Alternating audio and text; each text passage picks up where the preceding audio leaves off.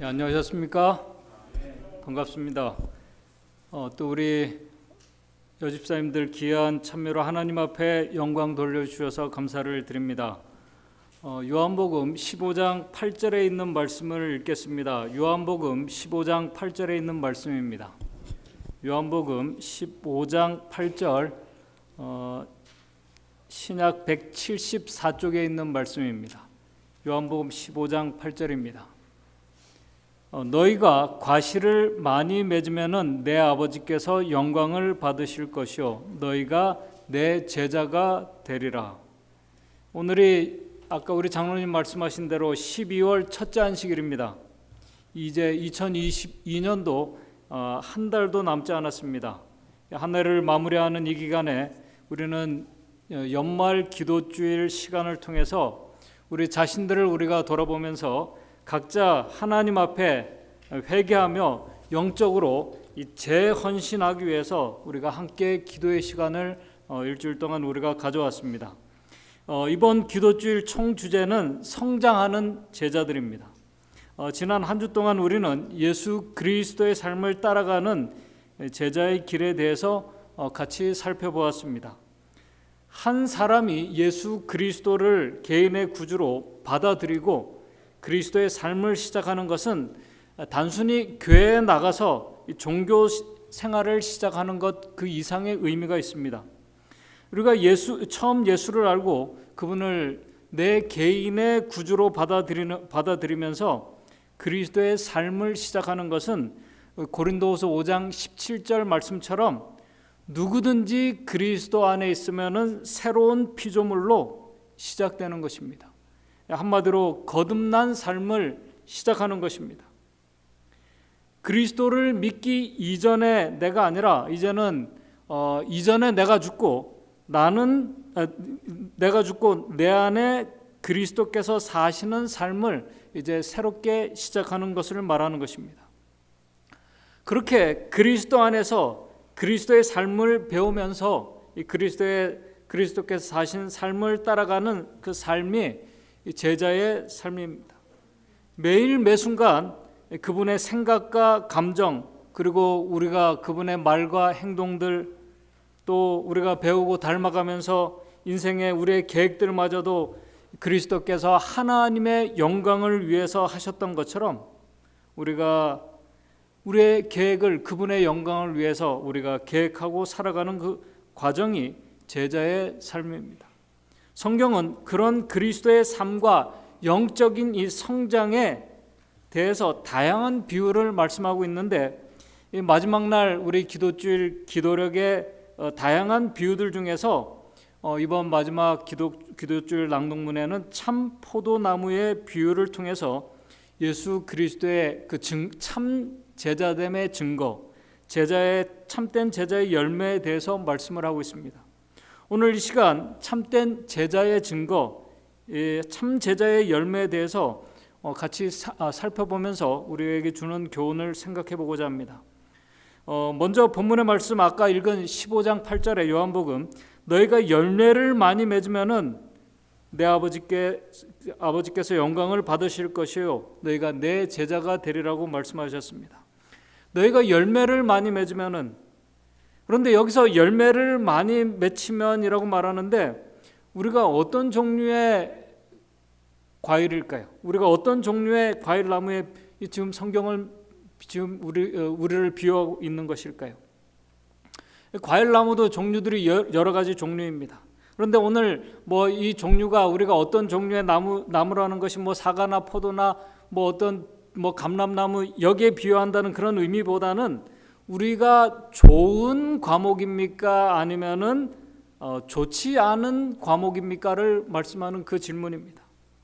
오늘 우리가 좋은 열매를 맺는 좋은 과목입니까? 아니면은 좋지 않는 악하고 좋지 않는 열매를 맺는 나쁜 나무입니까? 마태복음 7장 17절 18절에 이와 같이 좋은 나무마다 아름다운 열매를 맺고 못된 나무가 나쁜 열매를 맺나니 좋은 나무가 나쁜 열매를 맺을 수가 없고 못된 나무가 아름다운 열매를 맺을 수 없다고 말씀하고 있기 때문에 그렇습니다. 그런데 성경은 하나님의 백성들인 이스라엘 자손들을 이사야 5장 2절에 보게 되면은 들포도나무에 비유하고 있습니다. 그래서 선지자는 이사야 5장 4절에 뭐라고 말씀하고 있냐면은 내가 좋은 포도 맺기를 기다렸거늘 그 열매가 어떤 열매예요? 들포도를 맺히면 어찌민고. 좋은 열매를 기대했는데 나쁜 열매가 맺혔다는 것입니다. 성경은 사람들은 또 하나님을 믿는다고 하는 그분의 백성들을 들포도 나무에 비유를 하고 있습니다.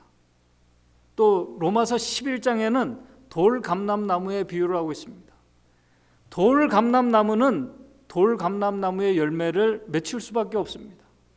들포도도 마찬가지로 좋은 열매를 맺힐 수가 없는 것입니다. 오늘 우리 모두가 그런 존재라는 것입니다. 이 말씀은 돌감람나무에게 아무리 우리가 비싸고 좋은 거름을 주고 관리를 잘해도 결국은 좋은 열매를 맺힐 수 없다는 것입니다. 오늘 우리가 아무리 선한 일을 많이 하고 종교적인 헌신과 봉사의 삶을 우리가 살아가며 열심히 그렇게 한다 할지라도 성경에서 말하는 이사야 5장에서 말하는 극상품의 좋은 열매를 맺힐 수 없는 자들이라는 것입니다. 그러면 우리가 어떻게 해야 되는가? 어떻게 해야 되는가? 어떻게 들포도 나무 가진 우리에게서 좋은 열매를 맺히게 할 수 있을까? 그 방법을 로마서 11장 17절에서 알려주고 있습니다. 로마서 11장 17절입니다. 또한 얼마가 꺾여졌는데 가지가 꺾여졌습니다. 가지 얼마를 꺾여졌는데 돌감람나무인 네가 그들 중에 접붙임이 되어 참 감람나무 뿌리의 진액을 함께 받는 자 되었은즉. 가지가 꺾이면 어떻게 됩니까? 가지가 꺾이면 죽습니다. 그런데 여기서 이 가지를 꺾은 농부가 누구입니까? 요한복음 15장 1절에 보게 되면 그 농부는 하나님이시라고 말씀하고 있습니다. 하나님께서 돌감람나무의 가지를 꺾은 것은 그 가지를 죽이기 위해서 꺾은 거예요? 아니면 어떻게 해서 꺾은 거예요? 로마서 11장 19절에 가지가 꺾이운 것은 나로 접붙임을 받게 하려 함이니라. 참 감람나무에 접붙이기 위해서 가지를 농부이신 하나님께서 꺾으셨다는 것입니다. 하나님의 귀한 섭리로. 전혀 새로운 영양분을, 새 생명의 영양분을 공급하기 위해서 전혀 다른 종류의 참 감람나무가 되도록 하기 위해서 농부이신 하나님께서 가지를 꺾으셨다는 것입니다. 성경은 가지가 꺾여서 극상품의 좋은 나무, 오늘 말씀에는 이 참 포도나무에 비유하고 있는데 참 포도나무이신 예수 그리스도에게 접붙임을 받은 것을 침례, 거듭남이라고 이렇게 성경은 우리에게 말씀하고 있습니다. 로마서 6장 4절에 그러므로 우리가 그의 죽으심과 합하여 침례를 받음으로 그와 함께 장사되었나니 이는 아버지의 영광으로 말미암아 그리스도를 죽은 자 가운데서 살리신과 같이 우리로 또한 새 생명 가운데에서 행하게 하려 함이니라. 그렇게 새로운 피조물로 새 생명을 공급받는 이 자들, 거듭난 이 은혜를 받은 자들을 성경은 그리스도의 제자라고 말하고 있습니다. 그리스도인들이 그리스도의 제자의 삶이 그렇게 참 포도나무이신 그리스도에게서 접붙임을 받고 시작된 삶을 말하는 것입니다. 그렇게 참 포도나무이신 그리스도 안에서 그분의 살과 피를 먹고 마시며 그분에게 생명의 영양분을 공급받고 살아가는 자들이 그리스도의 제자입니다. 이 농부신 하나님은 그렇게 그리스도에게 접붙임을 받은 우리의 가지에서 우리의 오늘 삶에서 그리스도의 흠없고 아름다운 그분의 거룩하고 순결한 품성의 열매가 맺히기를 바라시면서 하나님의 귀한 섭리가 우리를 돌보시고 지금 갖고 가고 계십니다. 그런데 여기서 중요한 신비는 농부이신 하나님께서 제자들에게 좋은 열매를 많이 맺도록 우리에게 열심히 이렇게 신앙생활하고 노력하라고 명령하지 않으신다는 것입니다. 그렇게 말씀하지 않으시고 그리스도 안에 거하고만 있어라고 이렇게 말씀하십니다. 요한복음 15장 7절입니다. 요한복음 15장 7절에 이렇게 말씀합니다. 너희가 내 안에 거하고 내 말이 너희 안에 거하면은 무엇이든지 원하는 대로 구하라. 그러면은 이루리라. 그러면서 나온 말씀이 오늘 본문의 말씀 요한복음 15장 8절입니다. 너희가 과실을 많이 맺으면은 내 아버지께서 영광을 받으실 것이요 너희가 내 제자가 되리라. 그리스도인들은 그리스도 안에 거하고 있을 때야만 이 극상품의 참 포도나무의 열매를 맺힐 수가 있습니다. 그 삶이 하늘 아버지께 영광을 돌리는 삶이고 참된 제자임을 증거하는 삶입니다. 그렇다면 여기서 참 포도나무이신 그리스도 안에 있는 자들의 삶에서 나타나는 삶의 열매들, 그 증거, 다른 말로 오늘 우리 기도록의 그 주제인 그리스도의 참 그리스도인의 제자의 증거가 무엇인가? 그 증거가 무엇인가? 여러분들이 읽어보셨으면 그 답을 금방 아시고 또 우리가 하나님의 말씀을 알고 계시면은 그 증거 열매가 무엇인지 아시리라고 믿습니다. 그 증거는 사랑입니다. 그 증거는 사랑이에요. 요한복음 13장 35절입니다. 요한복음 13장 35절에 이렇게 말씀합니다. 요한복음 13장 35절 너희가 서로 사랑하면은 이로써 모든 사람이 너희가 우리가 서로 사랑할 때 모든 사람이 너희가 내 제자인 줄을 알게 된다고 말씀하고 있습니다. 우리가 그리스도의 참 제자, 참 포도나무이신 그리스도 안에 있는 가지에서 맺히는 그 열매는 사랑입니다. 너희가 서로 사랑하면은 이로써 모든 사람이 너희가 내 제자인 줄을 알게 될 것이라고 말씀하셨습니다. 그 이유는 간단합니다. 좋은 나무에서 좋은 열매가 맺히듯이 사랑이신 그리스도 안에 거하고 있기 때문에 당연히 사랑의 영양분을 공급받고 그분의 사랑의 열매가 우리 안에서 삶에서 맺힐 수밖에 없는 것입니다. 그 모습을 요한복음 15장 9절 10절에는 이렇게 말씀을 하고 있습니다. 요한복음 15장 9절 10절입니다. 아버지께서 나를 사랑하신 것 같이 나도 너희를 사랑하였으니 나의 사랑 안에 거하라. 10절 내가 아버지의 계명을 지켜 그의 사랑 안에 거하는 것 같이 너희도 내 계명을 지키면은 내 사랑 안에 거하리라. 지난 시간에도 말씀을 드렸습니다. 말씀드린 것처럼 사랑하는 삶이 아버지의 계명을 지키는 삶입니다. 예수님께서 그것을 직접 모본으로 우리에게 보여주셨습니다. 내가 아버지의 계명을 지켜 그의 사랑 안에 거하는 것 같이 너희도 내 계명을 지켜 내 사랑 안에 거하라.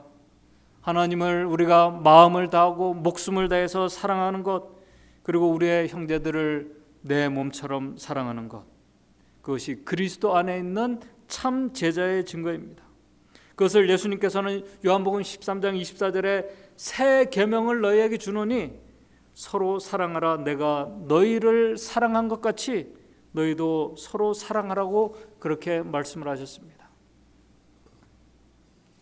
하나님께서 우리를 어떻게 사랑하셨습니까?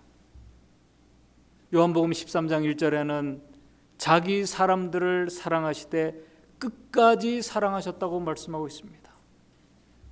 하나님께서 우리에게 보여주신 그 사랑은 끝까지 사랑하는 사랑입니다. 십자가에 죽기까지 사랑하신 그 사랑입니다. 사실 제자들에게 이 사랑은 이 세상에서 그들이 한 번도 보지 못한 사랑이었기 때문에 낯설은 사랑입니다. 그리고 문제는 우리 인간은 그런 사랑을 우리가 할 수가 없습니다. 우리가 할 수가 없어요. 예수님께서 보여주신 그 사랑은 이 세상에서 한 번도 보지 못한 사랑입니다.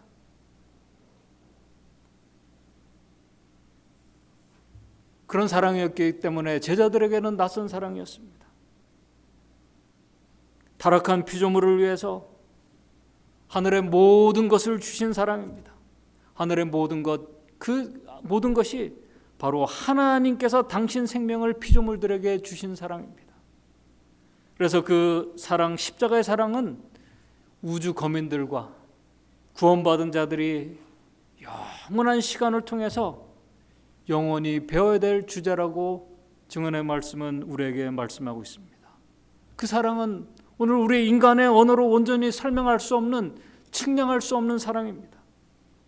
자신을 먼저 생각하는 제자들에게 그래서 그 사랑은 낯선 사랑인 것입니다. 그 사랑은 자기 희생의 사랑입니다. 이타적인 정신을 가진 사랑입니다. 죄인들의, 내가 싫어하는 원수까지 그 사람의 마음을 이해하고 생각하는 사랑이기 때문에 그렇습니다. 원수된 자에게 주신 그 사랑, 용서하시는 사랑, 그러면서도 교만하지 않고 겸손하신 사랑, 그러나 그 사랑은 불의를 기뻐하지 않고 불의를 멀리하는 원칙이 있는 사랑입니다. 그래서 사랑을 원칙이라고 말하는 것입니다. 우리 하나님의 그 사랑은 죄를, 하나의 작은 죄라도 그 악은 결코 용납지 않는, 그리고 책임을 물으시는 사랑이기 때문에 그렇습니다. 성경은 그 책임을 우리에게 묻지 않으시고 그분께서 직접 담당하셨다고 말씀하고 있습니다. 그런데 하나님께서 보여주신 그 사랑은 그렇게 책임지고 그분이 감당하고 하는 그런 사랑만이 아닙니다. 그분의 우리에게 보여주신 사랑은 능력 있는 사랑입니다. 그 사랑에는 힘이 있습니다. 매일 우리가 넘어지고 실망하고 좌절하고 그런 자들을 일으켜 다시 세우게 하는 힘 있는 사랑입니다. 그리고 그분께서 주신 그 사랑은 우리를 넘어지게 하는, 죄와 맞서 싸워서 승리하게 하는 사랑입니다. 죄를 물리치는 사랑입니다. 승리하고 구원의 기쁨을 주는 사랑입니다. 그래서 여러분들이 그 기도록, 그 30페이지 그 교회 전함의 기도록을 보시게 되면 이게 시대 소망이 있는 말씀입니다. 그분은 다 이루었다고 크게 외치실 때 예수님의 십자가에서 그 죽으심은 실패한, 정말 어처구니 없는 그런 죽음입니다. 다 이루었다고 크게 외치실 때 온 하늘이 환호할 것을 아셨다. 멀리서 흘러나오는 음악과 하늘 궁정에서 외치는 승리 함성이 그분의 귀에 들렸다. 그래서 사랑이 이룬 구원이라고 말하는 것입니다. 사랑이 이룬 구원과 기쁨을 말하는 것입니다. 그래서 요한복음 15장 11절에 그 제자의 말씀을 하시면서 이 사랑을 얘기하시면서 요한복음 15장 11절입니다. 내가 이것을 너희에게 이름은 내 기쁨이 너희 안에 있어서 너희 기쁨을 충만하게 하려 함이니라. 하나님께서 우리에게 주신 이 사랑은 십자가의 고통 중에서도 구원의 기쁨을 보게 하는 사랑입니다. 하나님께서는 우리가 그리스도 안에서 바로 그 죄에서 승리하게 하고 기뻐하게 하는 경험, 우리 다시 일어나서 그 기쁨을 경험하기 위해서 사랑의 계명을 우리에게 지키라고 말씀하신 것입니다. 그래서 내가 이것을 너에게 이름은 내 기쁨이 너희 안에 있어 너희 기쁨을 충만하게 하려 함이니라. 하나님께서 우리를 위하여 이 모든 것을 다 이루시고 두신 그 은혜와 축복들입니다. 이런 구원의 승리와 기쁨은 오늘 우리의 노력과 의지와 노력으로, 우리의 어떤 선한 행실로, 어떤 우리의 신앙 생활로는 결코 경험할 수 없는 특별한 은혜의 선물입니다. 그러므로 오늘 이 시간 우리 스스로가 질문해야 할 것은, 내가 정말 그리스도 안에 있는가? 그 안에서 이 기쁨을 내가 오늘 경험하고 있는가? 그것을 내가 확신할 수 있는가? 오늘 우리 스스로 질문해 봐야 됩니다. 왜냐하면 하나님의 사랑은 죄된 인간에게서는 결코 올 수 없는 것이기 때문에 그렇습니다. 그 사랑과 그 사랑의 능력과 힘은 기쁨은 이 세상에서 결코 올 수 없는 하나님 아버지께로부터 오는 것이기 때문에 그렇습니다. 정로의 계단 영한 번역 127쪽에는 이렇게 분명히 여기에 대해서 말하고 있습니다. 사랑은, 오늘 우리가 누구를 사랑한다고 하고 부모의 사랑이라고 말하지만은 하나님께 주신 이 사랑은 사람에게서 오는 것이 아니라, 여기 이렇게 말하면 사랑은 하나님께로부터 온다. 사랑은 우리의 죄된 마음에서 유래될 수가 없다. 오늘 이 사랑은 우리에게서 결코 나올 수가 없는 것이라는 것입니다. 사랑은 예수께서 살아계신 마음에서만 우리 안에 살아계신 예수 그리스도가 우리 안에 살아계신다면 예수께서 살아계신 마음에서만 발견된다. 우리가 사랑함은 그가 먼저 우리를 사랑하셨음이니라. 하나님의 은혜로 새로워진 마음은 사랑에 의해 지배된다. 사랑은 우리의 성품을 바꾸고 우리의 감정을 지배하고 우리의 욕망을 제어해 준다. 지난 시간에 말씀을 드렸습니다. 우리의 품성 형성은 다른 것이 아닙니다. 우리의 생각과 우리의 감정이 계속 반복될 때 우리의 생각과 품성이 우리의 생각과 감정이 우리의 품성을 이룹니다. 근데 증언의 말씀에 이렇게 말합니다. 사랑은 그 사랑의 능력은 우리의 성격을 바꿀 수 없는 우리의 성격과 성품을 바꾼다고 분명히 말씀합니다. 우리의 감정을 지배한다고 말씀하고 있습니다. 근데 오늘 우리의 대부분의 저도 그렇습니다. 우리의 감정이 하나님의 그 사랑의 지배를 받기보다는 오늘 우리의 감정의 지배를 받을 때가 더 많습니다. 더 많아요. 우리의 감정을 사랑이 지배하고 우리의 욕망을 제어해 준다. 그래서 우리가 자주 말하는 것이 우리의 행동이 반복되면은 습관이 되고 습관이 반복되면은 우리의 품성을 이룬다고 말합니다. 그것은 보이는 육체적인 것만 그런 것이 아니라 우리의 모든 것을 결정짓는 우리의 마음의 생각과 감정의 이 습관이 얼마나 중요한지를 말하고 있는 것입니다. 사랑은 증오를 몰아내고 우리의 아주 이 증오심을 몰아내고 우리를 온순하고 친절하게 만들어준다. 우리 마음속에 하나님의 사랑은 우리의 생애를 즐겁게 해주고 우리 주변에 있는 모든 사람들에게 좋은 감화를 끼치게 해준다. 그렇기 때문에 이 사랑에 우리가 매료되고 이 사랑 속에 있을 때 우리는 우리 마음의 두려움이 사라지게 되는 것입니다. 평안을 우리가 경험하게 되는 것입니다. 이 평안은 세상이 주는 평안이 아닙니다. 오늘 우리가 이러한 사랑의 능력으로 우리 모두가 살아가기를 원합니다. 그런데 오늘 아까 말씀드린 것처럼 우리의 현실에서는 우리의 삶에서는 오늘 우리의 가정에서는 우리가 매일 만나고 경험하는 우리의 가족들과 우리의 이웃들 속에서는 이 사랑이 잘 나타나지 않는 그 이유가 무엇일까요? 내가 정말 그리스도 안에 있는 것이 사실인가? 아니면 도대체 무엇이 문제일까요? 여기에 대해서 종로의 계단에서 오늘 많은 그리스도인들이 실수하고 있는 아주 중요한 것을 우리에게 알려주고 있습니다. 종로의 계단 127쪽에 계속 이렇게 말합니다. 그것은 우리가 자신을 하나님과 조화시키기 위해서 우리 자신을 하나님과 조화시키기 위해서 우리 다시 말해서 그리스도 안에 있기 위하여 우리가 할 수 있는 어떤 것을 신뢰해야만 한다고 생각하고 노력하고 있기 때문에 그렇다고 말하고 있습니다. 이 말씀이 무슨 말씀인가? 우리가 그냥 일반적으로 우리가 그리스도를 우리가 믿고 있다고 하지만은 아주 우리가 극심한 어떤 한계나 어려움을 우리가 겪게 됩니다. 어떤 큰 스트레스를 받는 일을 우리가 문제에 직면하게 됩니다. 그때 우리는 자신도 모르게 내가 어떤 일을 직접 해내라고 우리가 노력합니다. 아주 열심히 노력합니다. 최선을 다합니다. 그렇게 하지 않으면 실패하고 넘어질 것 같기 때문에 그렇게 합니다. 그렇게 생각합니다. 그래서 우리에게 주어진 최소의 시간을 가지고도 모든 시간을 다해서 우리가 열심히 우리가 가진 능력을 가지고 최선을 다해서 그렇게 합니다. 그런데 그렇게 했을 때 우리가 원하는 대로 결과가 나오지 않으면 우리는 당연히 실망하고 좌절합니다. 신경질적이 될 수가 있습니다. 극심한 어떤 긴장 상태에 우리가 그런 상태를 우리가 경험하게 됩니다. 당연히 우리 안에 기쁨과 평안이 있을 수가 없는 것입니다. 감사가 있을 수가 없는 것입니다. 최선을 다했는데도 그런 것입니다. 기쁨과 평안과 이런 건 다 사라지고 초조해집니다. 불안합니다.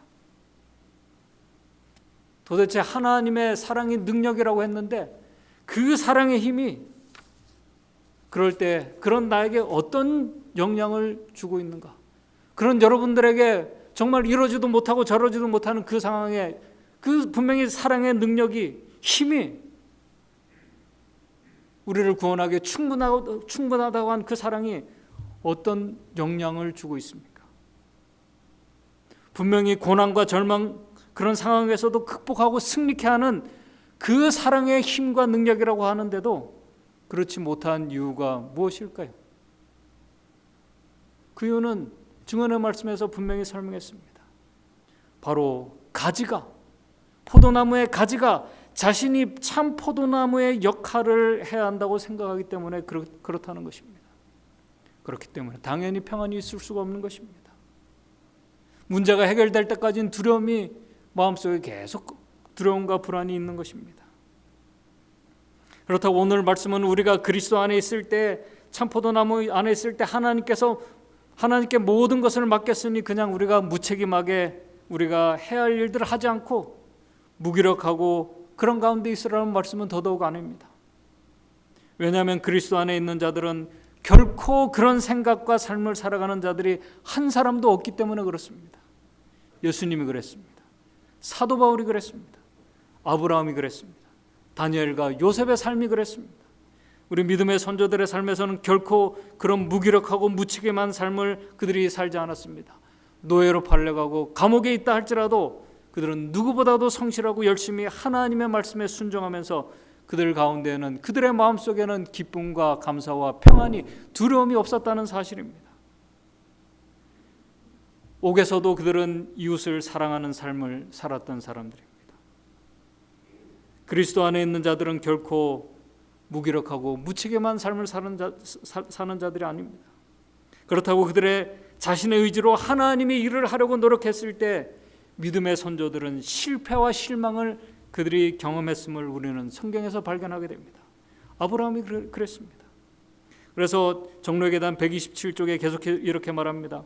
만일 우리가 우리 자신의 힘으로 하나님의 법을 지킴으로써, 우리가 사랑하려고 노력한다고 하면 할수록 우리가 하나님의 법을 지킴으로써 거룩해지고자 노력한다면 우리는 그것이 불가능함을 발견하게 될 것이다. 믿음의 선조들이 그랬습니다. 오늘 저와 여러분들이 경험했고 경험하고 있는 일들입니다.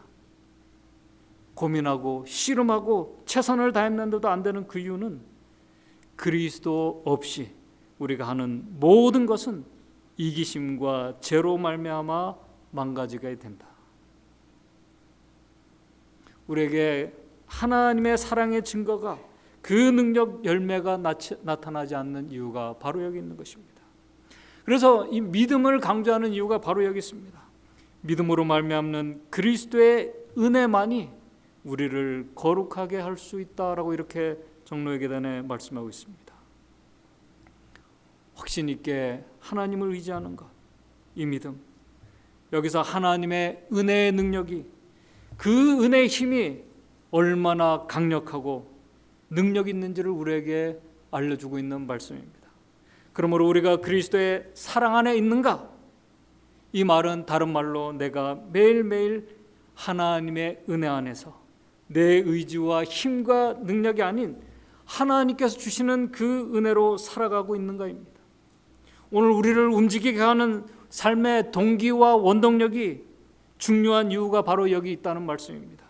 우리가 노력하고 수고하는 모든 일들, 헌신하는 우리의 모든 신앙의 모습들이, 이 동기가 다른 사람이 우리 인간의 눈에는 같이 보일 수 있습니다. 그러나 우리가 가진 생각과 동기, 이 결과는 같이 보일 수 있지만은 그 결과는 전혀 다르다는 것을 증언의 말씀이 우리에게 알려주고 있습니다. 그렇다면 마지막으로 이제 내가 어떻게 그리스도 안에 거할 수 있을까? 그리스도께서 어떻게 내 안에 거하실 수 있을까? 그것을 시대소망 676쪽에 이렇게 우리에게 알려주고 있습니다. 그리스도 안에 거한다는 것은, 우리가 그리스도 안에 거한다는 것은 그분의 성령을 계속적으로 받아들이며 그분에게 봉사하는 일에 전적으로 복종하는 생애를 의미한다. 우리가 접붙임을 통해서, 우리가 믿음을 통해서, 우리가 성령의 역사를 통해서 우리가 그리스도께 접붙임을, 이 거듭남을 우리가 경험했을 때 우리가 그리스도와 연결되는 모든 과정이 사실은 인간이 할 수 있는 그런 일이 아닙니다. 성령께서, 하나님께서 하시는 사역입니다. 그러므로 성령께서 우리의 죄를 깨닫게 하시고 하나님의 은혜와 사랑을 깊이 깨닫게 하시며 성령께서 우리에게 역사하실 때 우리가 믿음으로 반응을 하게 됩니다. 확신을 가지고 믿음으로 반응하게 될 때 우리는 이 믿음의 반응에 따른 것이 아닙니다.